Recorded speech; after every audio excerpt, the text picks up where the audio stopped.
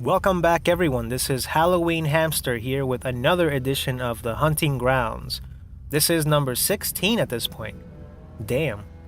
Do I even have anything left to talk about when it comes to this game's PvP? Hell yeah I do. This is my hunter character. As you probably saw in another video, this is just a simple hunter cosplay. It's literally just the hunter from the cover art of the game. Except that now I gave him a little bit of a level up, literally. I leveled up a little more. And I decided to do what I had originally planned, which was to use the saw weapons, most of the saw weapons, on this character. I don't know, it just seems like it should fit pretty well with the whole theme of it, right? The only saw weapon that I haven't collected yet and properly upgraded was the pizza cutter. The whirligig saw. So that was my bad, so you won't be seeing any of that today with this character. But, however, you will be seeing a little bit of a weapon that I always wanted to get good at. That is the beast cutter. Now the beast cutter is a weapon that I have had a troubling relationship with. I absolutely adore this weapon. I love the way it looks. I love the moveset. It just never really worked out for me in PvP. So after not playing Bloodborne and only playing Warframe for the past, 10 years with a couple of friends, I decided to come back and I decided to just hop on and use it.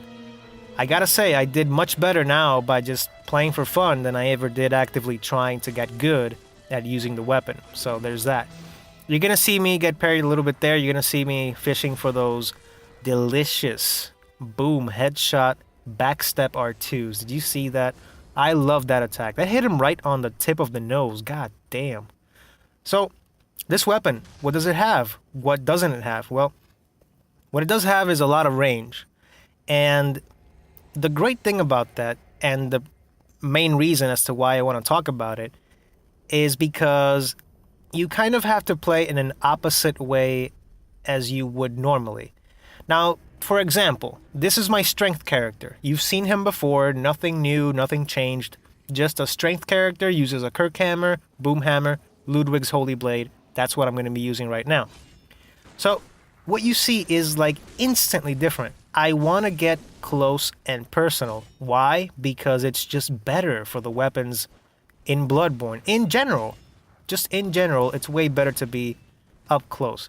Not necessarily point blank, not necessarily clipping through another person's character model, but you do want to keep a fairly close distance. It's kind of the point of Bloodborne's a more aggressive combat system, of course.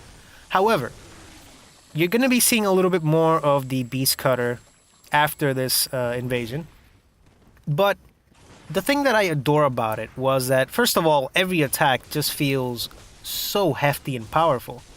So that's another thing the weapon has going for it. It has a fairly good damage output for the absurd range that you're going to be getting. On the downside, you do have a lot of stamina consumption, and you do have a fair amount of cooldown on a lot of attacks, so you have to know your moveset properly if you plan on going into invasions with it. Another downside to it, that it's kind of like a direct thing when it comes to PvP, because of its slow startup with some of the attacks and all that, if you are fighting more than two people, if you're fighting two guys or three or even a single person, to be honest, the weapon can be a little bit of a parry bait weapon. You can get parried quite easily, and that is kind of a shame, but there are ways around it. So that's why I'm always encouraging people that still play Bloodborne PvP. I don't know what that guy was doing. He just kind of stood there. I think he may have been trying to parry me. I don't know. Didn't quite work out. Anyway, so I always encourage people to mix it up. Be weird. Do different things. Don't just stand there. Don't just dash around. Don't just walk. Don't do the same thing over and over. So if you mix up the things that you want to do, you shouldn't have too much of a problem when it comes to using the beast cutter in the transformed version. With that said, the transformed version is not the entire reason as to why I like this weapon. The regular ass normal version of the beast cutter is just amazing. It's just a big stick. It's a big serrated stick. and you hit people with it, and it's good at what it does, and that's all it needs to be. Sometimes, you know, a little bit less is actually a little bit more. Simplicity at its finest, I say. So, the longer ranged, slower attacks, you're gonna be seeing me punishing this guy. And look, I'm not here to judge. Of course, I'm not the Evo champion of Bloodborne PvP or anything, but I mean, the game came out in 2015. People are still charging their R2s and hitting nothing except the air in front of them. People, look at him.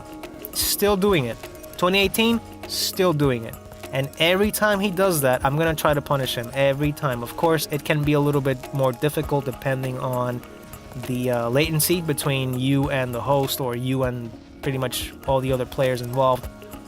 But, you know, people that do that, they're not gonna have a fun time fighting someone with the Beast Cutter, because this is what I was talking about. You're gonna see that I don't really want to be point blank close to him. Of course, I don't want to be up in his face. In fact, I want to change my playstyle to be the complete opposite. I want to stay at a range where I can hit him, but he can't hit me. Some people out there would rather use the fighting game term. If you want to call it spacing, call it spacing. I just call it playing. I don't know, because the thing is, I don't like to call it spacing because, number one, I think it's dumb to use fighting game terminology in a Soulsborne game. And number two, because there's always going to be the issue of latency. So no matter how good you are at spacing attacks, at spacing your distance, whatever, you're going to be at the mercy of the connection, you know, whatever that may be. And no matter how good your internet is or isn't, you may find that one person that just magically teleports or magically hits you from the other side of the map. So it kind of doesn't really matter how good you are at that. But in general, what you do want to do with this weapon is basically keep your distance. Not literally like an absurd amount of distance. You still want to fight them. But you want to be aggressive, but you want to do it while keeping away. Because of course the range is the main strength of this weapon. Primarily, when we are talking about the transformed version, of course. The regular version, still good.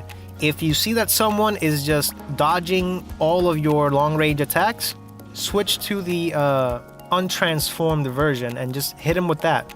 It's great for when people are getting close, because I don't know if it also has hyper armor. I don't think it does. But it's still good enough that it can perform very well in close quarters. Mentioning the hyper armor, of course, because the transformed version of the Beast Cutter has a lot of hyper armor attacks. Fantastic for trading with smaller weapons, even with some of the larger ones, honestly. And you see that even if you're not that great at using it like I am, I don't consider myself good with this weapon at all. I did have a lot of fun with it when I started playing. These were like my first invasions when coming back to Bloodborne after playing other video games, primarily Warframe, pretty much. So I had a ton of fun. I do plan on using it some more. So next time you're probably going to be seeing more Beast Cutter and probably more Pizza Cutter as well. I love the Pizza Cutter, one of my favorite weapons. Actually, I'm lying. Most of the weapons in Bloodborne are my favorite weapons because they're just good. They're so fun. Like, I can't pick just one weapon. But if I had to, and you may be saying why, I think my favorite would be the Hunter's Axe. Now, I know, it's kind of like a boring vanilla pick, but I mean, it holds a special place in my heart, okay? Anyway, with that said, you know, I've been thinking, you know, how many people come back to Bloodborne during the month of October? You know, October, spooky month, Bloodborne, spooky game. Or it should be, at least, thematically. And you know, I got to thinking a little bit, it would be really nice if more people would play this game, you know, and engage in the PvP. Because don't get me wrong, the game isn't dead by any means, of course, but, you know, that invasion system, it comes back and, you know, it holds back the PvP because there are people playing. I see a bunch of ghosts everywhere ringing their bells, but because level level scaling and all that, or level matchmaking, I should say.